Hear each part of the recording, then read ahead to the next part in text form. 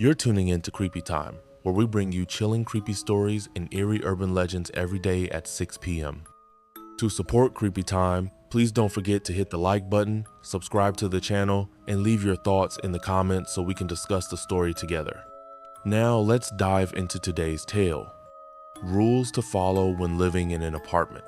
My name's Alex Turner. I don't think that matters now, but it used to. Names made you someone. Labels gave you shape, kept you tethered. It's funny what you hold on to when everything else slips through your fingers. I lost my job 6 months ago. Not because of anything I did wrong, just bad timing or maybe bad luck, the kind that follows you. My last employer, a tech startup based out of downtown Baltimore, folded practically overnight.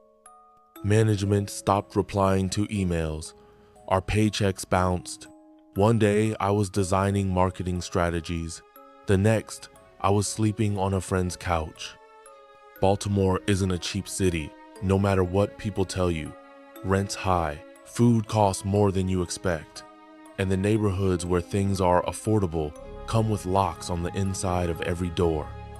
After burning through what was left of my savings, I found myself desperate enough to accept anything. Anything that had 4 walls and a door.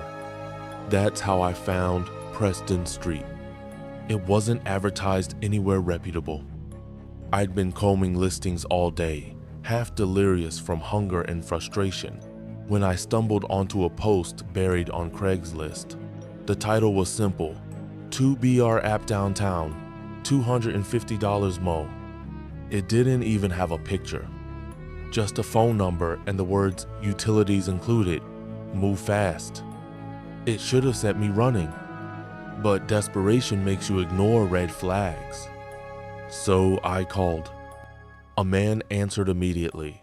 His voice sounded rough, worn down like old stone. No hello. No small talk. "You want the place?" he said. I hesitated, asked for details. 15th floor, Preston Street. He gave me the address and nothing else. When I asked about the price, he just said, "Either you take it or you don't." I did.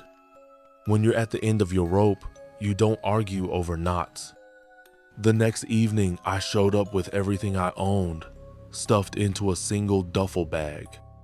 The building was older than it looked on Google Maps. Massive, red brick, wedged between 2 vacant lots, like a bad memory someone forgot to demolish. Half the windows were boarded up. The front door hung slightly off its hinges. I remember standing there for a long time. I should have walked away. Instead, I knocked. That's when I met Harris.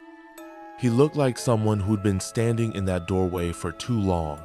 His face was pale, his uniform and old security jacket, faded and stained, fit loosely around his bony frame. But what stood out were his eyes, gray, dull, like sidewalk cement after rain. "You're Alex," he said. I nodded. "Place is open, 15th floor, apartment 1507. He handed me a heavy brass key. But before I could take it, he gripped my hand tighter and leaned closer. "Listen, if you're smart, you'll walk." "What's that supposed to mean?" I asked. He said nothing. Just dropped the key into my palm. And then he said something I won't forget. "Once you move in, rules apply." Rules? I wanted to ask, but Harris turned and walked back inside without another word. I should have listened. Instead, I pocketed the key and stepped inside. The lobby was colder than the air outside. Empty, not just of people but of life itself. There was no front desk, no mailboxes, no bulletin board. Just an echo chamber of peeling wallpaper and cracked tiles, leading to a single rusted elevator at the far end. I stood there too long. That's how the place works. The longer you stand still, the more it pulls you in. I chose the stairs. 15 floors up. The higher I climbed, the colder it got. At the 12th floor, the overhead lights flickered violently and then died.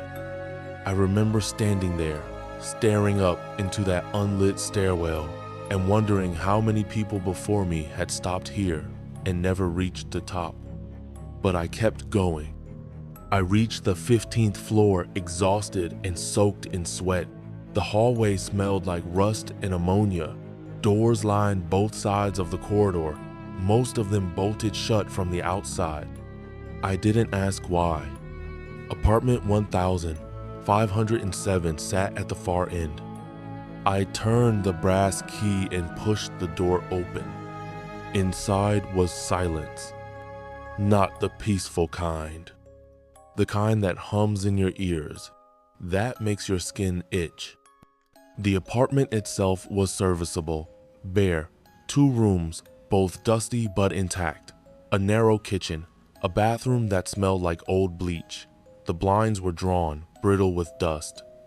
Every window had been nailed shut from the outside. I didn't unpack.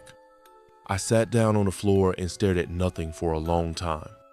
Somewhere between exhaustion and defeat, I fell asleep. I woke to knocking. 3 knocks, slow, even, right on my door. I remember the way my heart jumped. It was almost midnight.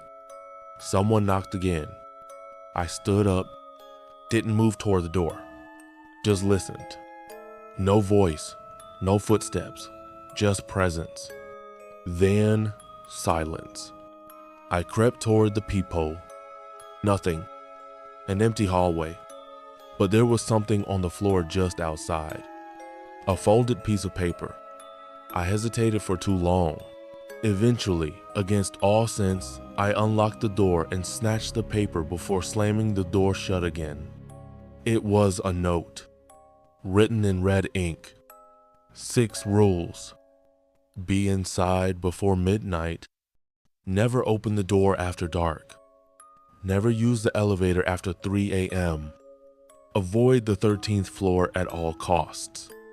If the hallway changes, keep walking. Never look into mirrors after sunset. No signature. Just those rules. No explanations. No threats. But something told me that disobedience would be its own punishment. I sat in the dark, staring at the paper, listening to silence pressing against my door. I didn't sleep that night. The next morning, I opened the door slowly. Nothing was there, but I noticed something for the first time. Every other door in that hallway had deep scratches gouged into the wood, as if someone or something had clawed at them from the inside. It was around then that I remembered something. Years ago, when I was still in college, there was a case not far from Preston Street, Utah Place. 2 tenants disappeared from their apartment without any sign of forced entry. Their front door had been locked from the inside. Neighbors reported hearing knocking every night for weeks. Nobody answered. Police said they found deep scratch marks on the inside of the door, as if the residents had been trying to claw their way out, but no bodies were ever found. Their apartment sat empty for 10 years before anyone else moved in. 3 months later, those new tenants vanished too. The city stopped renting that building entirely. I used to think it was just urban legend. Sitting there in apartment 1507, I wasn't so sure anymore. Sometimes the strangest part isn't the rules themselves. It's how fast you accept them. By morning, I wasn't questioning what the paper said. I was following it because some part of me already understood. The building didn't want tenants. It wanted victims. And following the rules wasn't superstition. It was survival. On the second night, I learned what happens when you don't listen to silence. I'd spent the day trying to convince myself I was overreacting, that rules written in red ink and mysterious knocks were the tricks of a tired mind. But by dusk, The silence outside apartment 1507 had thickened.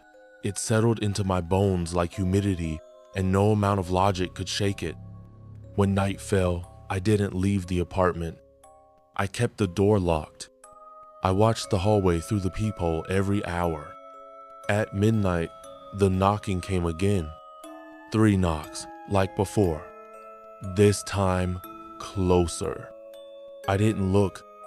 I forced myself not to. Instead, I sat in the center of the apartment, knees to my chest, waiting for dawn. But something changed after 2 a.m. I heard footsteps outside. Not the heavy tread of a single visitor, but multiple footsteps. Running, panicked. I pressed my ear to the door. I heard breathing. Someone was outside my apartment, gasping for air. Then a voice, a woman's, thin and desperate. "Please, please let me in." Her voice cracked. Then softer. "They're coming." I pressed my palms against my ears. I knew what the paper said. Do not open the door after dark. I stayed still, and that's when I heard it. The elevator. It dinged. Doors sliding open with that soft hiss. Then the screaming started. Her screams. I couldn't stop shaking. She wasn't screaming words, just raw animal terror. And then silence. Longer than any silence I've ever known. When dawn came, I opened the door. The hallway was empty, but a trail of blood led from just outside my apartment down the hall toward the elevator. And the elevator doors were stuck open. Inside, the walls were smeared with long handprints. Blood and something darker. I didn't check what. I backed away, locked my door, and didn't sleep. By noon, Harris returned. I heard him knocking, but his was different. 3 sharp raps. Authoritative. I opened the door. He stood there, pale as ash. "You heard it, didn't you?" he asked. I nodded. "The woman. She's gone." Harris's eyes didn't flicker. "Rule number 3, he said quietly. "No elevator after 3 a.m. I told him I didn't take the elevator. "That doesn't matter," he said. "You heard it open. That means it's active again." "Active?" He stepped closer. "Next time it opens at night, you don't just ignore it. You run." Then he handed me something. A small iron key. "This opens the maintenance stairwell at the far end of the hall. Why would I need... If you hear the elevator after 3 a.m., you use the stairs. Always. No matter what." I asked him what was inside the elevator. He didn't answer. He just walked away. I never saw him during daylight again. Years ago, a building on the outskirts of Chicago made headlines briefly when 3 tenants went missing in a single week. The police found the elevator stuck between floors. Inside were claw marks on the walls. The maintenance worker who reported it refused to return to the property, claiming the elevator doors kept opening at night even when the power was cut. The building was condemned within the year, but locals say you can still hear the elevator bell ring at 3 a.m. if you're walking past. Rules exist to bind something, and when rules are broken even, accidentally whatever's behind them wakes up. The elevator wasn't a way out. It was a door. A door meant to stay closed. And something inside was listening. Days passed. Or at least, I think they did. Time inside that building stopped behaving the way it should. Sleep came in short bursts. Food tasted like dust. But the knocking stopped. The elevator stayed silent for a while. Then I made the mistake of asking about floor 13. It happened during one of the rare afternoons when sunlight filtered weakly through the grime-caked windows of apartment 1507. I found Harris sitting in the lobby, sharpening a knife, not a pocket Nifia hunting blade. I sat down across from him. I need answers. Harris didn't look up. You've lasted longer than the others. That doesn't mean you'll make it. What's on the 13th floor? Silence. I pressed him harder. He sighed, set the knife down, and looked me dead in the eyes. You ever hear about the Barden brothers? I shook my head. Harris leaned back. 1,953. Two brothers, contractors. They bought this building when it was just concrete skeletons. Promised to turn it into the safest complex in Baltimore, except halfway through construction, their workers started disappearing. I felt the cold settle deeper in my bones. No bodies were ever found, Harris continued. Only pieces. What kind of pieces? Eyes, teeth, nothing else. His voice went flat. They sealed floor 13 themselves, cemented the elevator shaft, bricked up the stairwell door. But why?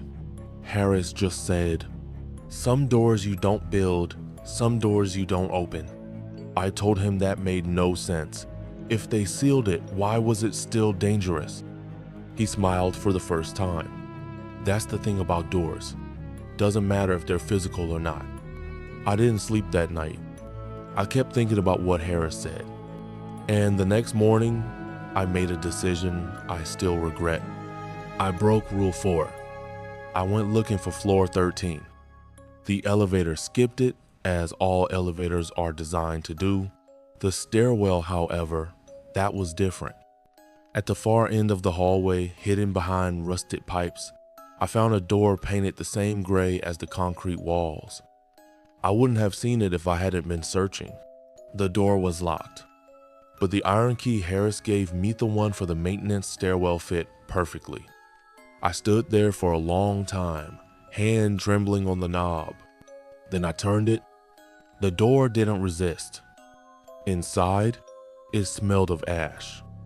I stepped onto floor 13. What I saw didn't make sense. The hallway stretched longer than the building itself. Blackened walls, doors spaced unevenly along the corridor, most missing entirely, and something else. Scratches, not like the ones upstairs. These were deeper, carved directly into the concrete, like claws, or worse. I walked forward one step at a time. Behind me, the door shut. When I turned around, it was gone. Just seamless wall. I wasn't alone anymore. I don't know how long I wandered. I remember the silence, the way it pressed against my eardrums until I felt my own heartbeat as thunder. Then the whisper started. Not words, not sounds, thoughts, pushed directly into my skull. Hunger, cold, join us. My skin burned. I ran. The hallway stretched. Doors shifted. The walls pulsed. And then I saw it. A shape? At first, I thought it was a person. But as it stepped forward, I saw the truth. Its body wasn't solid. It flickered, like smoke trapped inside skin. Its eyes, if you could call them eyes, were holes. Not empty sockets. Holes. Blackness deeper than death. I stumbled back, and it smiled. It had no mouth, but it smiled. I felt it in my mind. I ran until my legs gave out. When I woke, I was back inside my apartment.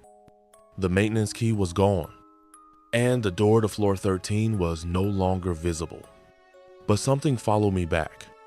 I know that now. In Chicago, New York, Los Angeles sold apartment towers everywhere. Developers skip the 13th floor. They tell you it's superstition, but that's not true. What they don't tell you is that some of those 13th floors are real. They're sealed, hidden behind false walls. Ask the maintenance workers in old hotels about the doors they're told to never open. Ask the night staff why they never take the service elevator after midnight. You'll hear the same thing. We don't talk about floor 13 because some floors aren't floors.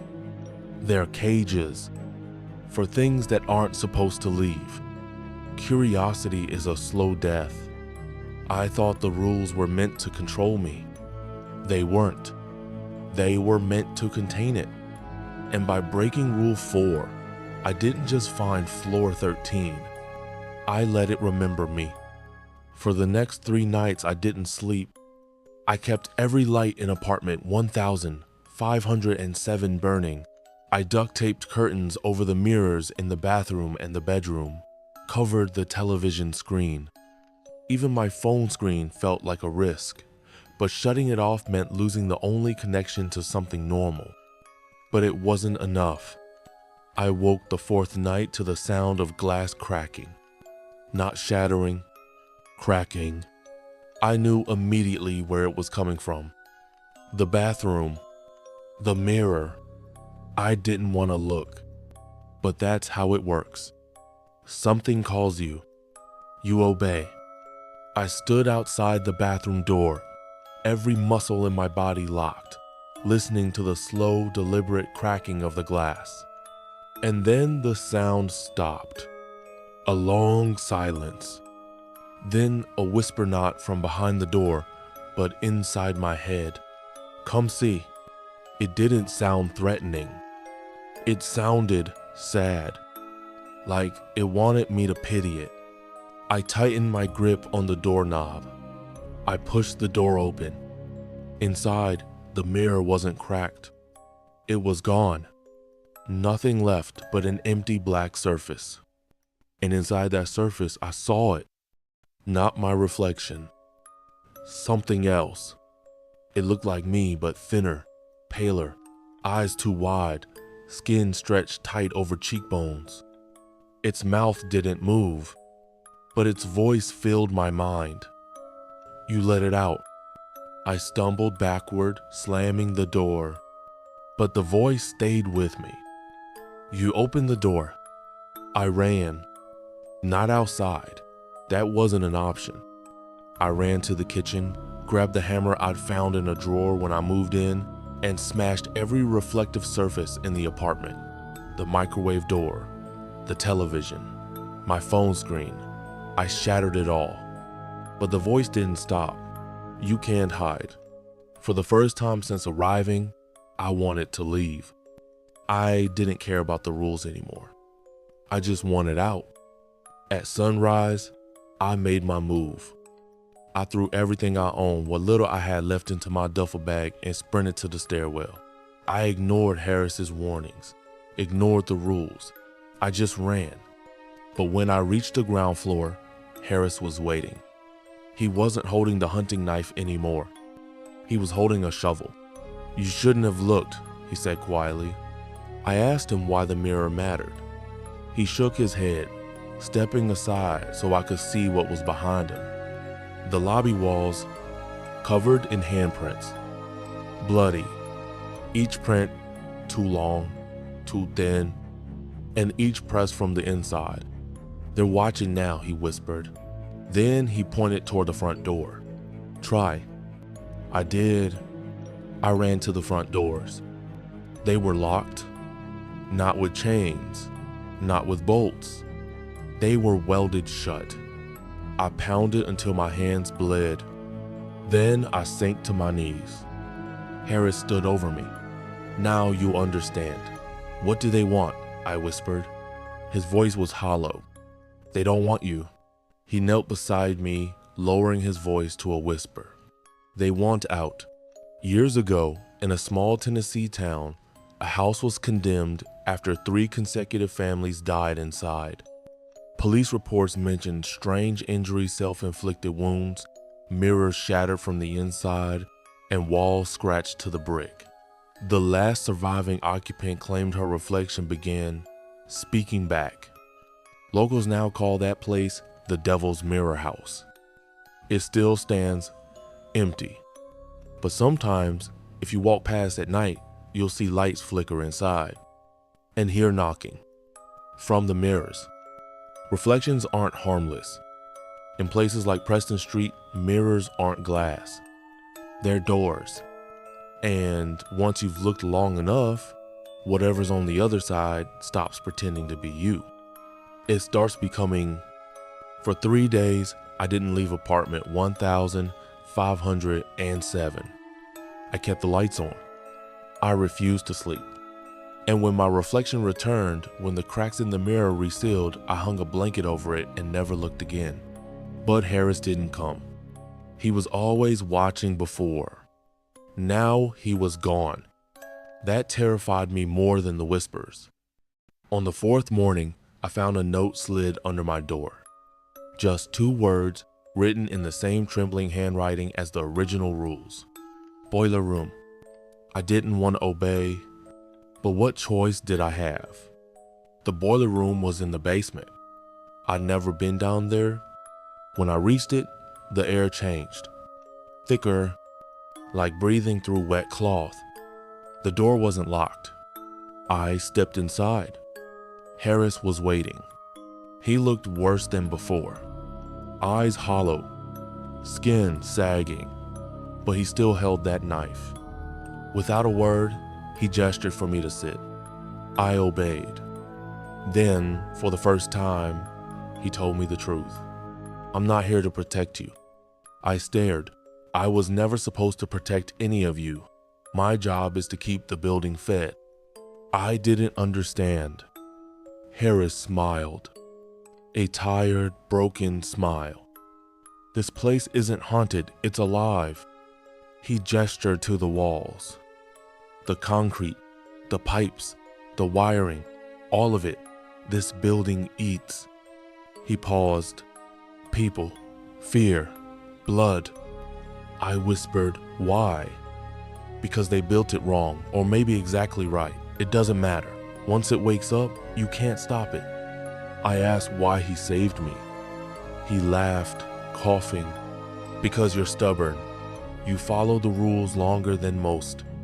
He leaned forward. But now it wants you. I shook my head. I'm leaving. He leaned closer. You can't. I stood. He didn't stop me. Why stay, Harris? He met my eyes. Because someone has to keep feeding it, otherwise it gets hungry. His voice dropped lower. And when it's hungry, it opens all the doors. In 1984, in St. Louis, Missouri, a tenement building known as the Hollow House was quietly condemned and demolished after 14 tenants vanished in less than 3 years. Local legends tell of a maintenance man who remained inside after everyone else fled. Some claim he was seen sharpening knives in the basement. Locals say the foundation was poured over something ancient. And even now, the soil there remains black. Nothing grows. I thought Harris was a savior. He wasn't. He was a farmer. And the building was his field. I wasn't a tenant. I was livestock. I didn't go back to apartment 1507 after Harris left. I couldn't. The silence in the walls felt wrong now, like something holding its breath, waiting. I sat in the empty boiler room until the air grew heavy and the light from my phone's cracked screen finally died. That's when I heard the front doors unlock. Not in my head, not a hallucination. A real solid sound. The doors welded shut since I arrived were now open. I knew what that meant. The building was letting me go, but it wasn't mercy. It was a game.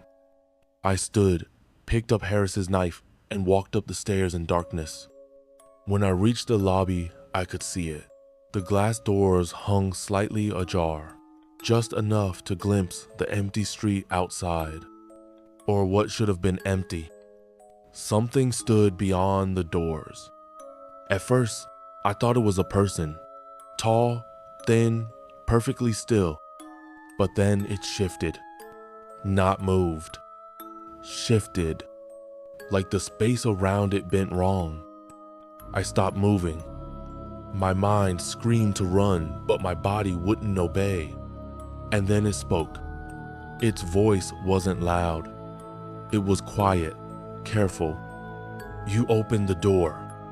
I shook my head. My throat burned, but no sound came out. "You let me in." I understood now. The thing outside wasn't trying to get in. It already had. What stood beyond the doors was just a reflection, an echo.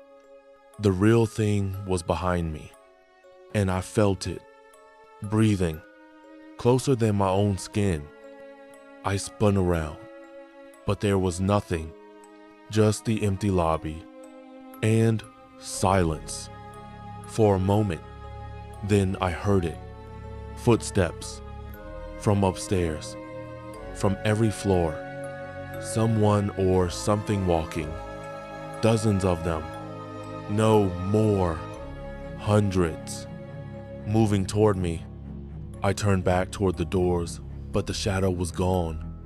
The street outside had vanished. All that remained was black, like the world itself had been erased. And I knew I'd never left. Not really. The building had swallowed me whole, and now it was closing its mouth. I woke up in apartment 1507. At least, I think I did. The walls looked the same, the cracked ceiling, the flickering light, the smell of mold. But outside the windows, nothing. No street, no sky, just black, like someone had painted the world over. I wasn't alone. Harris sat in the corner, silent, bleeding. He looked up when I tried to speak. His voice was weak.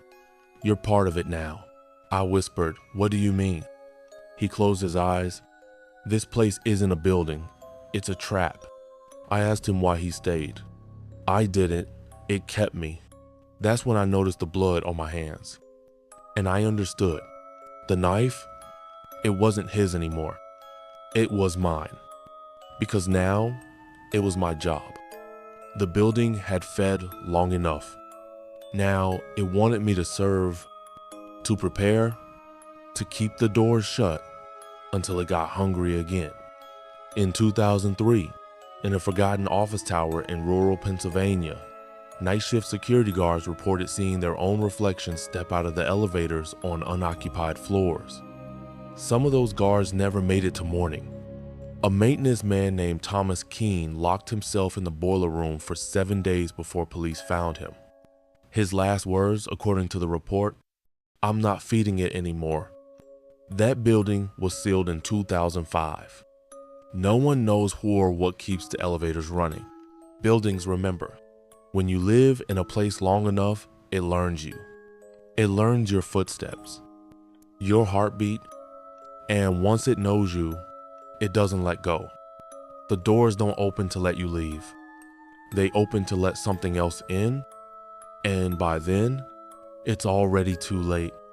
Because you're part of it, just like me, just like Harris, just like everyone else who ever moved in. I stayed in that apartment for what felt like days. Time didn't pass the way it should anymore. There was no sun outside, no night or morning, just a steady hum of electricity through dead walls and the cold silence pressing in. But the hunger didn't stay silent. I felt it, crawling behind the walls. And then I heard it, a knock at the door. 3 slow knocks. Then silence. I waited. Then came the voice.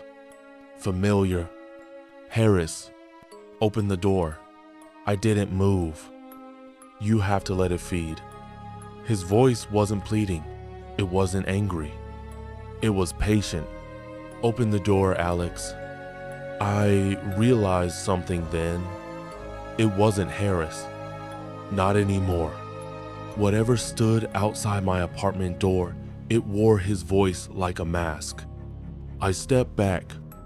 It knocked again. Slower this time. Let me in. My mind fractured at the edges. Because if it wasn't Harris, who was it? Or worse, what was it? I don't know how long I stood there, knife shaking in my grip. Eventually, the knocking stopped. Silence fell. But silence is just the waiting. That's when I remembered the final rule. The one Harris never wrote down. He once told me, if you hear them knocking, you're already too late. Now I understood.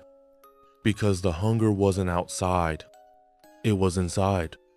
Inside me. That's what Harris had meant. It wasn't just the building that fed. It used people. It hollowed them out until there was nothing left but voices behind doors. I understood the choice now. Stay inside apartment 1507. Starve or open the door. Let it in and become like Harris. I chose neither. Instead, I did something no one else had. I ran for the roof. The stairwell felt endless, every step heavier than the last. The air thickened the higher I climbed. My thoughts fractured. I kept going, higher, until I reached the final door. The door to the rooftop. It wasn't locked. Not like the front doors, because no one ever tried to leave this way. I stepped outside, and the world was still there. I saw stars, the empty streets, the faint hum of traffic far below. Freedom, real, cold, silent. But then I turned, and I saw the building itself, not from the inside, from above. It wasn't concrete. It wasn't stone. It pulsed like a heart. Black veins spread through the walls. Every window an eye. Every floor a mouth. The entire building was alive and breathing. It didn't want me to escape because I wasn't its prisoner. I was its blood. I'd been running through its veins since the first night, and now it knew. It knew I understood. So it whispered to me, from the walls, from the air, from inside my skull, jump. Because if I ran, it couldn't feed, and buildings that don't feed, they die. I stepped toward the ledge. The hunger behind me grew. So did the voice. Jump. And in that moment, I made my choice. I turned around and I went back inside. Not because I gave up, because now I understood. To kill something alive, you don't starve it. You burn it. In 1999, an abandoned office block in Fort Worth, Texas, burned for 9 hours straight. Firefighters said the blaze spread against the wind, against gravity, through concrete. Locals swore the building screamed. When the ruins cooled, they found claw marks in the steel beams. No one ever rebuilt there. Because sometimes, things are built to trap something worse. And when it escapes, you can't build over it. You bury it. Monsters aren't always outside. Sometimes we live inside them. And sometimes we're their favorite meal. But knowledge is a weapon, and fear is fuel. Because when a building learns you, you can learn it back. And the only way out is through. I didn't sleep that night. Instead, I emptied my apartment, tore down the blankets, smashed every reflective surface, let the building watch me. If it was going to kill me, I wanted it to see exactly who I was.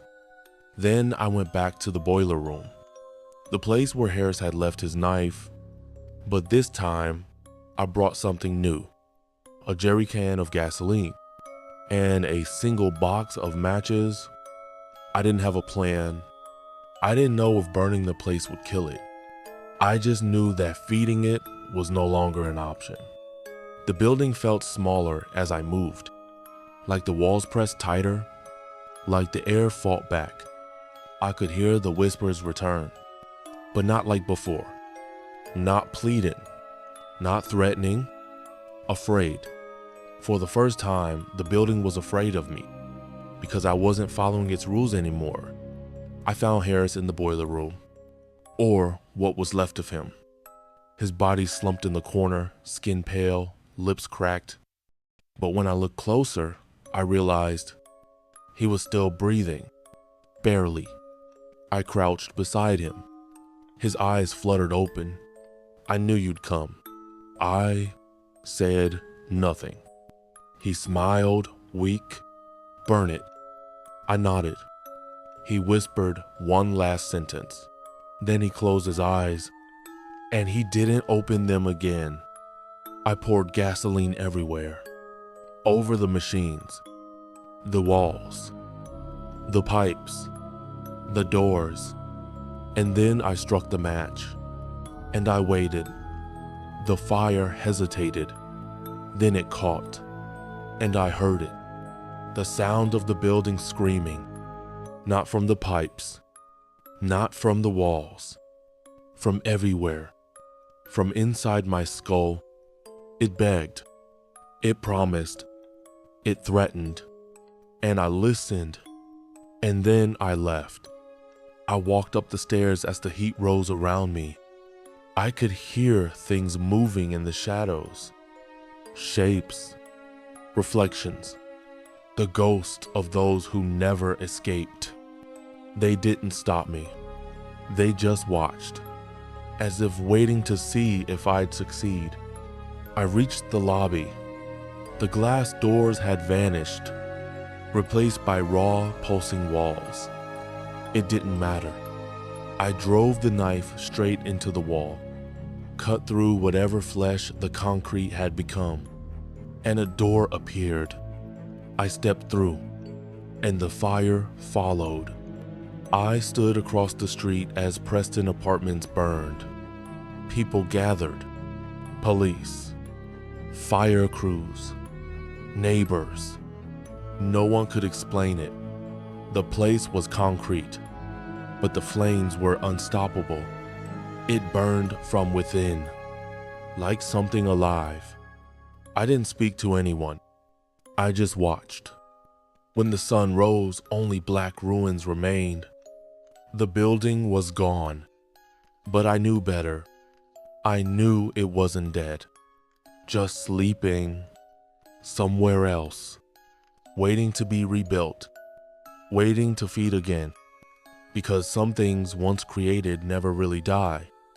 In 2021, satellite images detected a cluster of buildings in rural Montana where no roads existed, structures that appeared and disappeared between survey passes, no official records.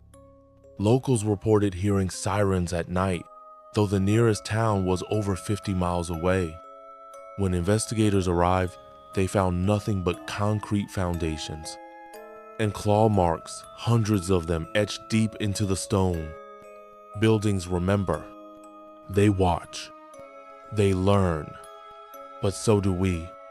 And next time, I'll be ready, because if it finds me again, I'll burn it before it remembers my name.